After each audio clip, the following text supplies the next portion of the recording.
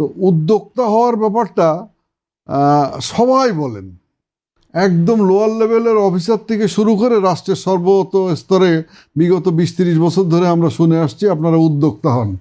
কিন্তু এই উদ্যোক্তাদের যে সমস্যাটা কি, এবং সেই উদ্যোক্তারা যে আপনার বিজনেস করতে গিয়ে অনেকাংশে জেল পর্যন্ত খাটতে হচ্ছে, হ্যাঁ, এইটা কিন্তু তারা জানে না। যেমন আপনার উদাহরণ দেই, আপনি যদি সিসি লোন নেন তাহলে মানে ক্যাশ ক্রেডিট আর কি ওটা বলে, সিসি হাইপো, বা মানে দোকান ব্যবসার ক্ষেত্রে ভাই যেটা বললেন, কাসেম ভাই যেটা বললেন যে ট্রেডারদের কাছে 69% যাচ্ছে, হ্যাঁ, মানে বেশির অংশ যাচ্ছে, একেবারে 69% যাচ্ছে বাংলাদেশ ব্যাংকের হিসাব অনুযায়ী। ইন্ডাস্ট্রির কাছে 24-25% আর 5-6% আর কি হলো সার্ভিস সেক্টরে। এখন এই ট্রেডাররা আগে তারা কিন্তু সিসি হাইপো লোন নিতেন।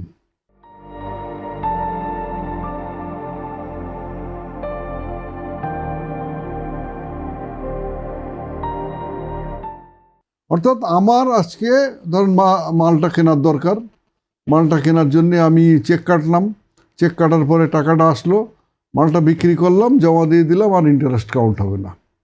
মজার কথা হলো যে ব্যাংকগুলা করতেছে কি, এই এসএমই ঋণ দেওয়ার নামে এরা এইটাকে নিয়ে যাচ্ছে অ্যামোর্টাইজেশন সিস্টেমে, অর্থাৎ কিস্তিভিত্তিক।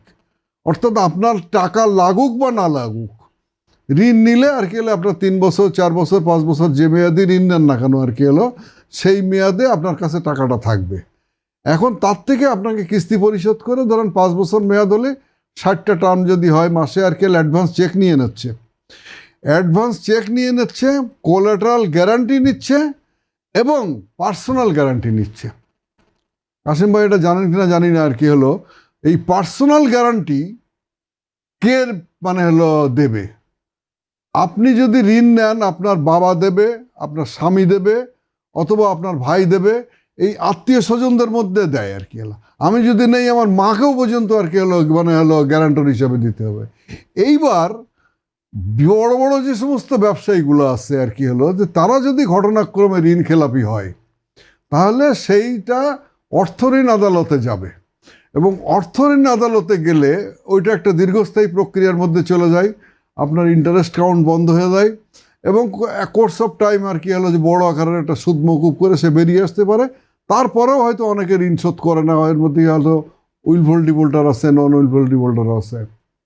এইখানেটা যাবে হলো এনআই অ্যাক্টে, অর্থাৎ নন নেগোসিয়েবল ইনস্ট্রুমেন্ট অ্যাক্টে যাবে, এবং আপনার কাছ থেকে অ্যাডভান্স যে চেকটা নিচ্ছে সেই চেকের এগেনস্টে আপনার নামে পার্সোনাল মানে হলো কেস ফাইল করবে, ইনক্লুডিং আপনার গ্যারান্টারদের সহকারে। এবং আপনি যদি টাকাটা না দিতে পারেন, ইভেন আপনার বাবা, আপনার মা অথবা আপনার হাজব্যান্ডকে জেলে যেতে হবে আপনার সঙ্গে। এরকম ইতিহাস আমাদের দেশে প্রচুর আছে। যে কারণে আমার কথা হলো যে বিজনেসে ঋণ নিতেই হবে। আপনার হলো একটা জায়গায় পৌঁছাইলে আপনার বিজনেসের নিডসগুলো ফুলফিল করার জন্য নিতে হবে। আমার কথা হলো যে এই ডিসক্রিমিনেশনটা কেন বিগ বিজনেস হাউসগুলোর জন্য আর কি হলো, যে তাদের আপনার হলো মানে টার্ম লোন অথবা সিসি লোন দেওয়া হলেও আপনার এইখানে আপনার হলো এই সিস্টেম কেন আর কি হলো।